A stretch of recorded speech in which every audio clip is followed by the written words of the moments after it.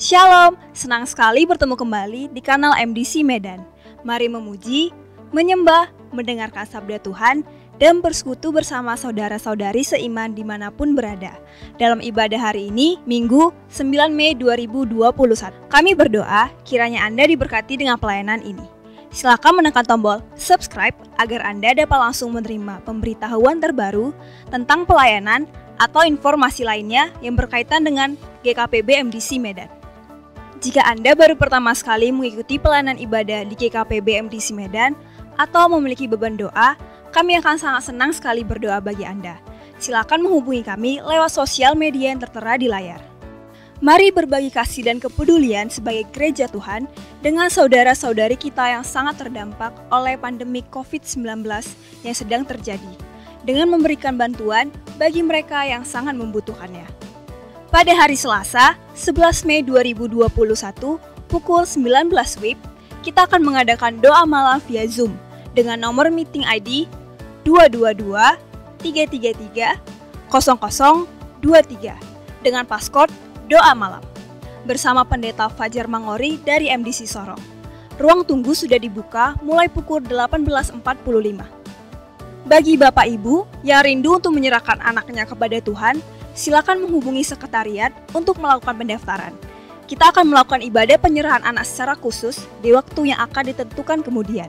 Pada hari Kamis, tanggal 13 Mei 2021, kita akan mengadakan ibadah memperingati kenaikan Tuhan Yesus Kristus ke surga secara online. Pastikan Anda mengikuti ibadah ini dengan seksama. Bagi saudara-saudari keluarga MDC Medan, persembahan ibadah mingguan dan persepuluhan bisa dilakukan dengan transfer ke Bank BCA di nomor rekening 022 00 95 878. Persembahan misi di Bank BCA pada nomor rekening 022 22 35 551. Persembahan pembangunan di Bank BCA di nomor rekening 022 22 360 60. Semua rekening di atas nama Gereja Kristen Perjanjian Baru. Kami sangat menghimbau kepada setiap kita untuk tetap memperhatikan protokol kesehatan dalam beraktivitas setiap harinya. Mari menerapkan prinsip 3M. Mencuci tangan, menjaga jarak, dan memakai masker. Dan selanjutnya, mari siapkan hati, siapkan catatan, dan kami ucapkan selamat beribadah.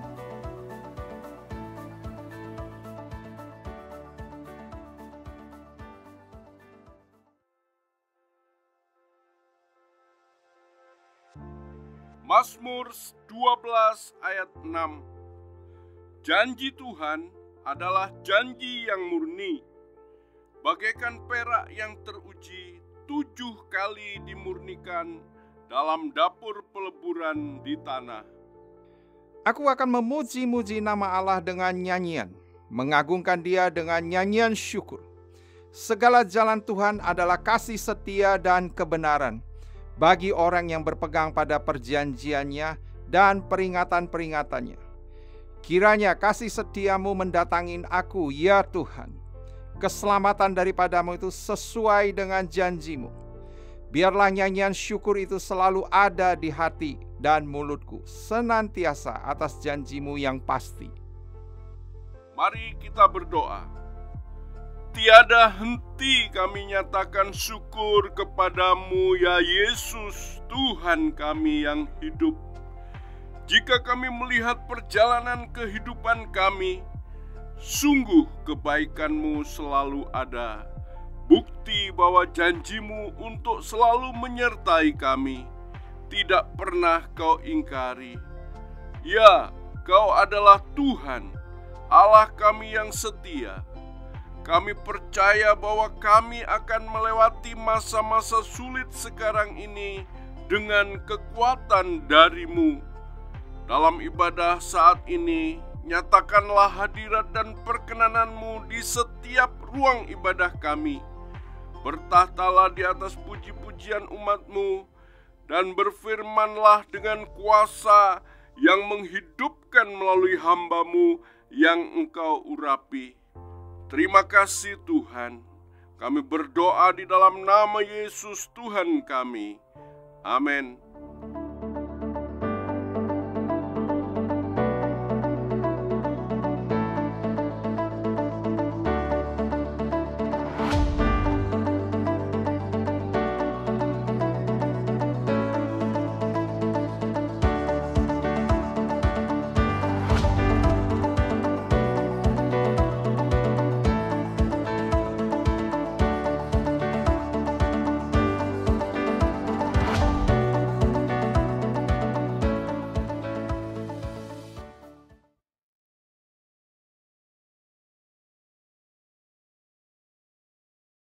Shalom. Dimanapun kita berada, mari kita sapkan hati kita. Kita puji dan kita sembah. Kita nyatakan Tuhan Yesus baik. Amin.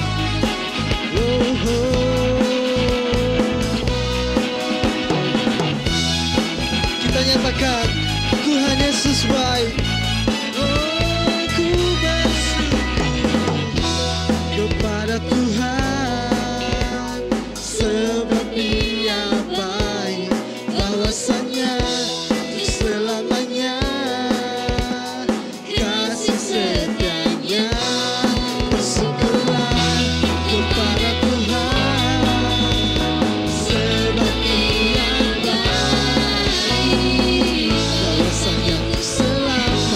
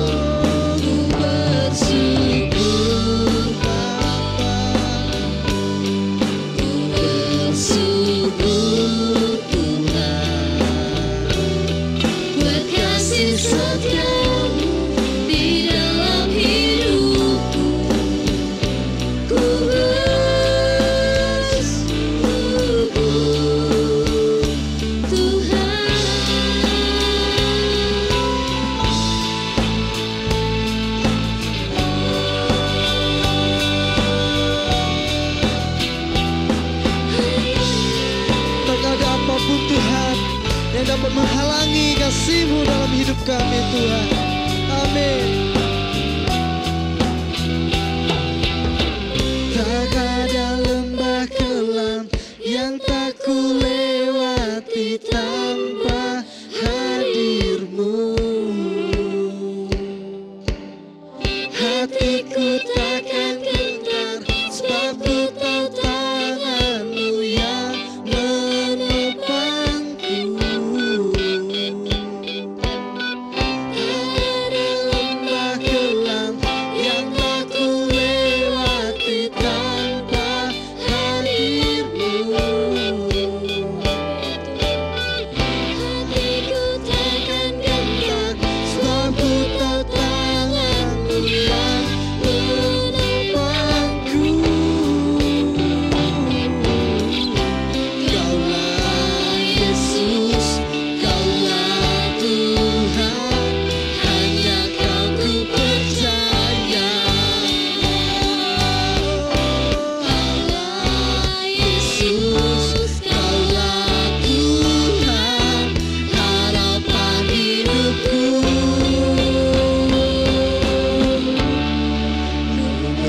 Bersyukur Bapa, ku bersyukur Tuhan, buat kasih setia-Mu di dalam hidupku. Ku bersyukur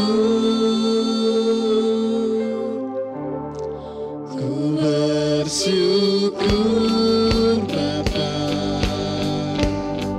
ku bersyukur Tuhan, buat kasih setia-Mu di dalam hidupku. Ku bersyukur Bapa, ku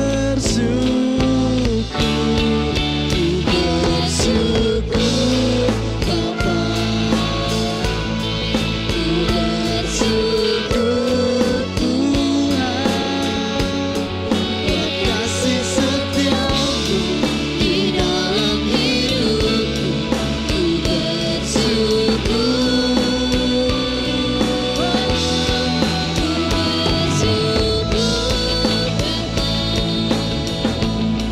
Ku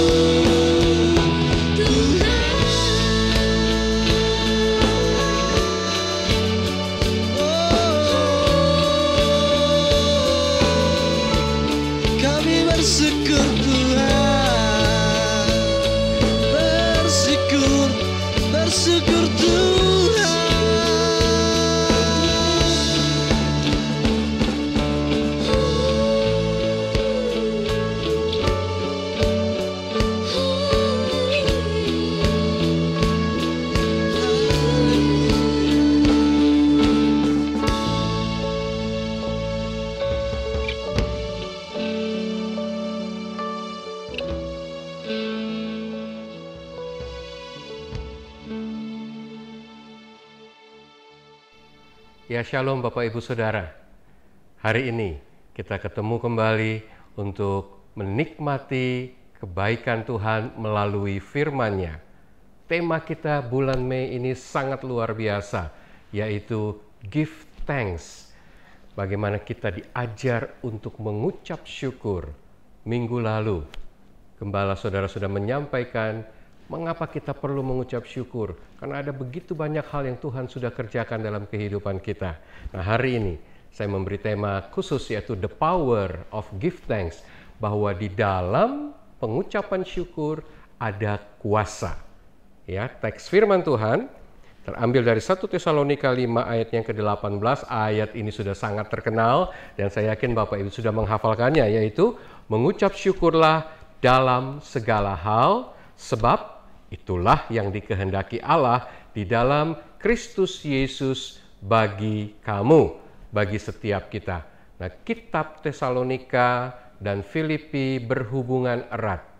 Latar belakang bagaimana kitab ini ditulis saat itu Paulus sementara mengajarkan kepada para umat untuk menghormati para pemimpin karena mereka sudah bekerja keras, dan salah satu nasihat di dalamnya untuk tetap berdoa, mendoakan setiap mereka dan tetap memiliki rasa sukacita.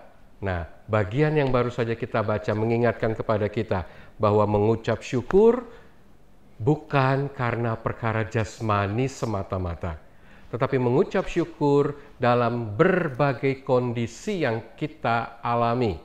Nah, secara khusus hari ini saya ingin memunculkan bahwa ada kekuatan di dalam ucapan syukur.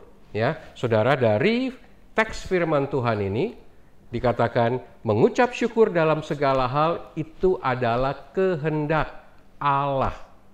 Artinya perintah Allah, sesuatu yang harus dilakukan, bukan sebuah pilihan. Karena itu kita sebagai umat Tuhan wajib terus mengucap syukur apapun yang terjadi. Dan ini menyenangkan hati Allah.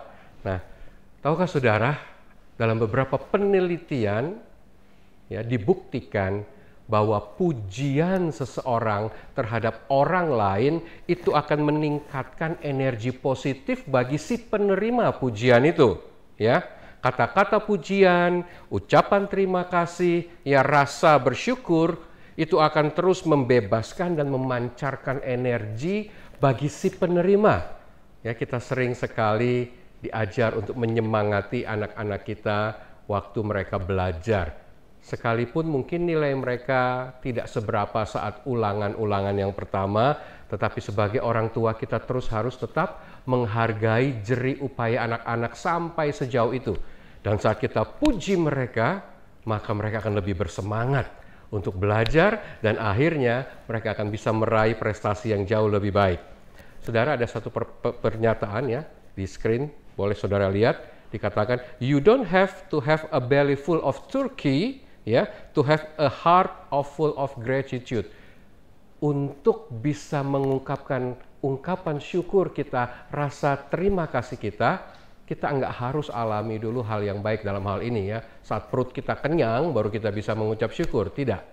Nah, ternyata pujian yang kita berikan kepada orang lain itu membangkitkan semangat kepada setiap mereka. Ya, ada sebuah hukum yang dikatakan hukum pikiran bawaan. Di sana dikatakan bahwa kita akan memperbanyak. Sekali lagi, kita akan memperbanyak apa yang kita puji. Ya, ini ditulis oleh Charles Fillmore. Jadi kita akan memperbanyak sesuatu yang kita puji. Ya, kita mau belajar lebih lanjut apa yang dilakukan Tuhan Yesus dalam hal ini. Ya, di dalam Matius 11, 7-11 kisah bagaimana setelah murid-murid Yohanes Pembaptis pergi, di sana Tuhan Yesus secara terbuka memuji Yohanes Pembaptis di hadapan semua orang dan para muridnya yang tersisa. Ya, saya akan bacakan bagi Bapak Ibu di ayat yang ke-7 ya, dikatakan di sana setelah murid-murid Yohanes pergi, ya, mulailah Yesus berbicara kepada orang banyak tentang Yohanes Pembaptis ya. Dan Yesus berkata, "Untuk apakah kamu pergi melihat nabi? Benar. Dan aku berkata kepadamu, bahkan lebih daripada nabi. Ya, aku berkata kepadamu sesungguhnya di antara mereka yang dilahirkan oleh perempuan, ya termasuk kita semua, tidak pernah tampil seorang yang lebih besar daripada Yohanes Pembaptis." Saudara, kalau mengerti proses bagaimana Yesus memanggil para murid, sebagian besar murid Yesus juga tadinya merupakan murid Yohanes Pembaptis. Sekalipun Yohanes gagal untuk mempercayai pada akhirnya ketika dia dipenjara sebelum dia dipancung oleh Herodes, dia mulai meragukan akan siapa yang hadir ini, apakah benar-benar dia Mesias yang dinanti-nantikan. Tetapi kita lihat bagaimana Yesus tetap mengedify Yohanes Pembaptis di hadapan semua orang bahwa dia tidak sekedar nabi biasa. Dia adalah pribadi yang sangat istimewa. Karena itu dikatakan di antara semua orang yang dilahirkan oleh perempuan, tidak ada orang yang lebih besar daripada Yohanes Pembaptis. Nah saudara, pelayanan Yohanes Pembaptis sangat penting bagi Tuhan Yesus.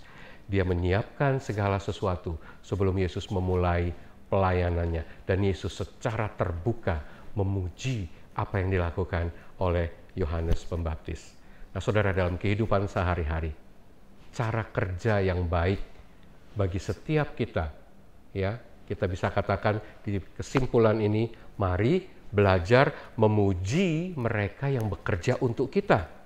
Dan lakukan itu di muka umum seperti yang Yesus lakukan. Kenapa? Karena ada hukum tabur tuai. Ya, dikatakan saat kita menabur pujian, maka kita akan menuai dukungan yang lebih kuat lagi.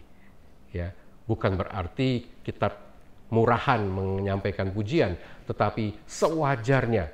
Jikalau ada ya orang-orang yang bekerja yang cukup lelah, ya hari-hari ini kita tahu ya, jemaat dipaksa harus online. Ya, kami di Purwokerto juga alami bagaimana akhirnya anak-anak muda dengan terus berjerih lelah mengupayakan bisa menampilkan pelayanan online yang baik.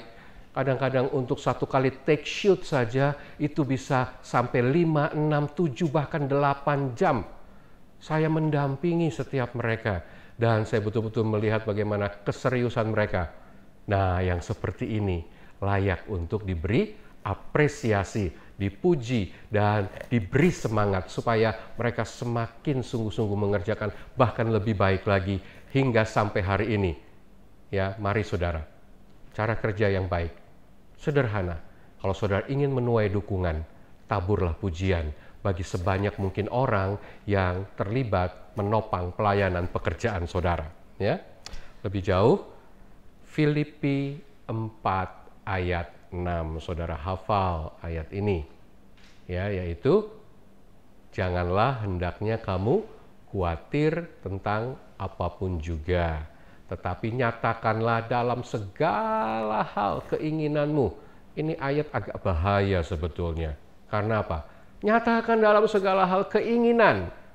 Kita selalu diajar berdoa memprioritaskan kebutuhan dibanding keinginan. Tetapi justru ayat ini membebaskan kita.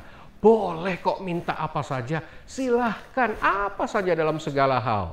Ya, dalam ya dikatakan di sana doa, ya disertai permohonan, tetapi dikunci dengan ucapan syukur.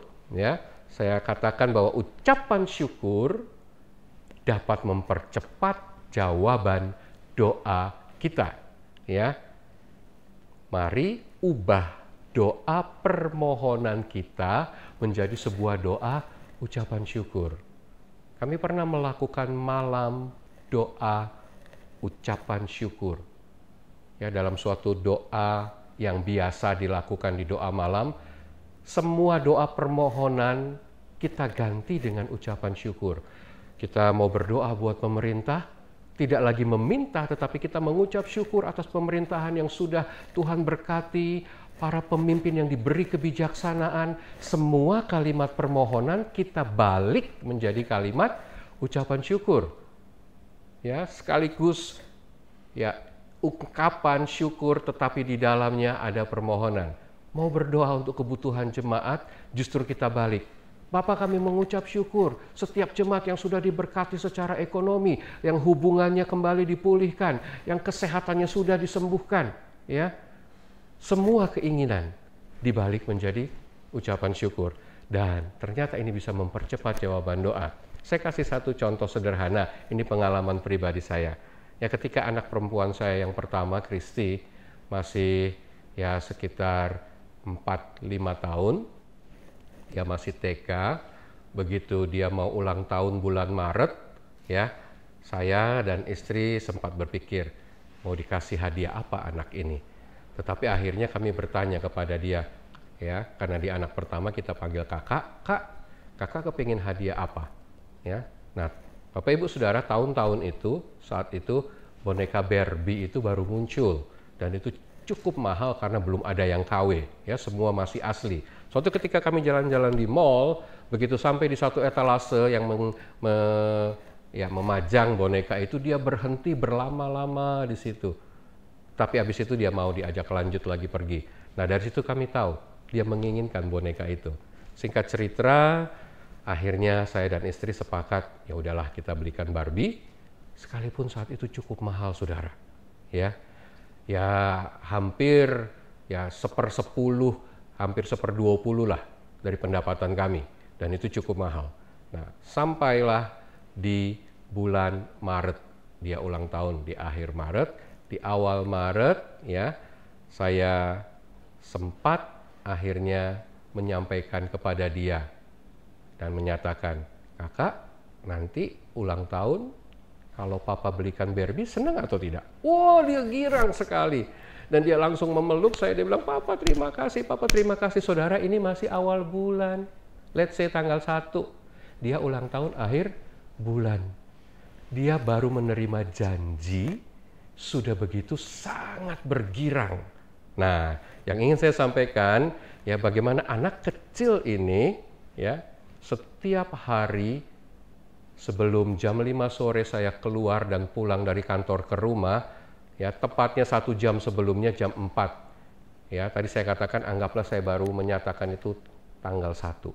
Ya, begitu saya ke kantor besoknya jam 4 sore dia telepon karena dia sudah hafal nomor telepon kantor dan dia bilang, "Pak, terima kasih ya buat boneka Barbie-nya." Saudara, itu baru tanggal 2. Dia ulang tahun tanggal 31, ya. Nah, percaya atau tidak, tiap hari, tiap sore, sampai saya curiga jangan-jangan ini diajarin sama mamanya, ya. Dan pulang saya bilang, "Kamu ngajarin Kristi ya untuk telepon dan bilang terima kasih?" "Enggak, itu dia inisiatif sendiri, ya, ambil telepon sendiri, ya, dial sendiri dan telepon tiap hari." Nah, saudara, sebagai papa, sebagai orang tua, sebagai ayah, sampai tengah bulan, ya sekitar tanggal 15, hati saya gelisah. Kenapa? Dari tanggal 1, tanggal 2, 3, 4, terus setiap sore sebelum saya pulang, dia terus-menerus melakukan hal yang sama. Dia telepon hanya untuk ucapkan, "Pak, terima kasih ya buat Barbie-nya." Belum dapet, ya, karena memang belum waktunya. Dan begitu tengah bulan tanggal 15-an, saya yang gelisah, Bapak Ibu Saudara. Sekalipun kami nggak punya pos anggaran untuk membelanjakan hadiah, ya, di tengah bulan itu. Tetapi ya ini jadi buka rahasia, ya. Akhirnya saya bilang ke istri saya, ya udahlah, daripada nanti terlalu lama, ya, saya akhirnya izin ke kantor untuk minta sebagian dulu dari gaji saya, kasbon, ya.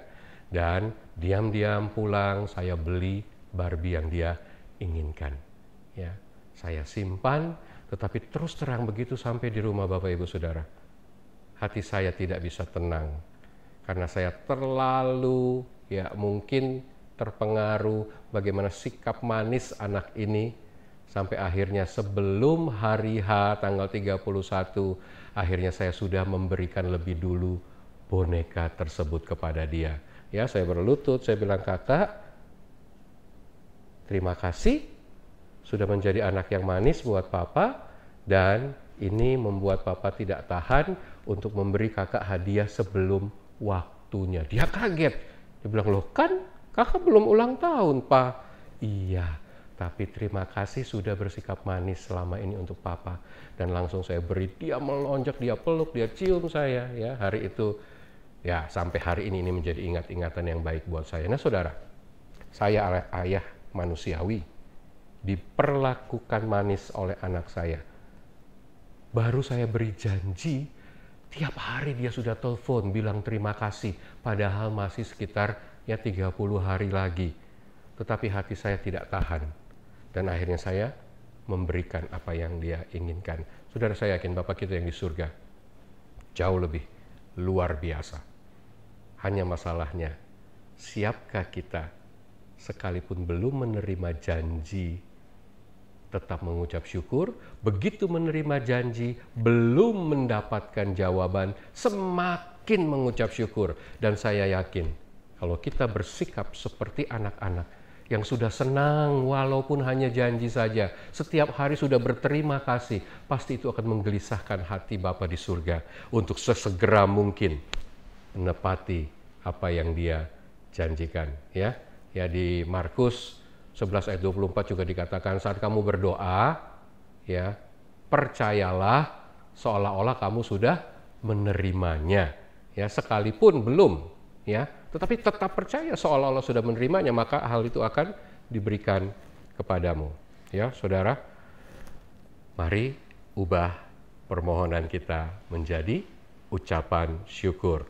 Ya, sebuah pernyataan, Dear God, I want to take a minute not to ask for anything from you, but simply to say thank you for all I have. Kapan terakhir kita hanya berdoa tanpa meminta, khusus mengucap syukur saja? Ya, terakhir saudara, ada begitu banyak alasan untuk mengucap syukur. Minggu lalu gembala saudara sudah merincikan begitu banyak. Saya hanya mengulang alasan-alasan utama untuk kita mengucap syukur. Kenapa? Yang pertama, karena nama saudara dan saya sudah tercatat di surga. Itu tidak bisa dirubah. Tuhan sudah memilih saudara saat kita menjadikan Dia Tuhan dan Juru Selamat kita. Bagi saudara yang belum sempat melakukannya, ini kesempatan agar nama saudara tercatat di surga. Mari akui Yesus sebagai Tuhan dan Juru Selamat pribadi saudara. Dia akan mengampuni dosa, menyucikan segala pelanggaran saudara, dan mencatat nama saudara untuk selama-lamanya di surga. Yang kedua, Dia memberi jaminan atas setiap pengampunan dosa setelah kita menerima Dia secara pribadi. Ya, saat kita jatuh dalam dosa, waktu kita terpancing, marah dan sebagainya, tetap ada jaminan untuk pengampunan bagi dosa kita. 1 Yohanes 1 ayat 9 ya. Dan yang ketiga, selalu ada jaminan Allah pasti menjawab doa-doa kita. Ya, tadi Filipi 4 ayat 6, bahkan ayat 7 Dia mau beri damai sejahtera dalam hati dan pikiran kita. Dan yang terakhir, Tuhan terlibat dalam setiap hal yang saudara dan saya kerjakan. Ini yang sangat luar biasa. Hari-hari ini ada begitu banyak kesulitan yang kita hadapi. Saya mau katakan, kalau bukan Tuhan yang terlibat, mungkin sebagian kita sudah ya menyerah atau alami hal yang lebih parah ya, dibanding dengan kondisi kita hari ini. Tetapi justru hari-hari ini saya perhatikan, Allah bekerja bahkan di saat yang sulit. Ada begitu banyak jemaat yang diberkati. Sebelum pandemi nggak punya rumah. Justru setelah pandemi, Tuhan berkati dengan promosi jabatan yang lebih tinggi dan akhirnya bisa memberi rumah. Sebelum pandemi, nggak punya kendaraan. Malah saat pandemi, Tuhan berkati dengan usaha yang berkembang dengan kreativitas yang luar biasa, sekarang bisa memiliki kendaraan. Dan lain sebagainya. Begitu banyak hal-hal yang ajaib yang Tuhan kerjakan. Allah turut bekerja dalam segala situasi. Itulah berbagai alasan mengapa kita harus mengucap syukur. Tetapi masalah utama, mengucap syukurnya jangan sekali-sekali, tetapi harus senantiasa. Ya, dikatakan sekali lagi, ungkapan syukur senantiasa atas segala sesuatu. Yang tadi di ayat di Efesus 5 ayat 20 dikatakan, ucaplah syukur senantiasa atas segala sesuatu dalam nama Tuhan kita Yesus Kristus kepada Allah Bapa kita.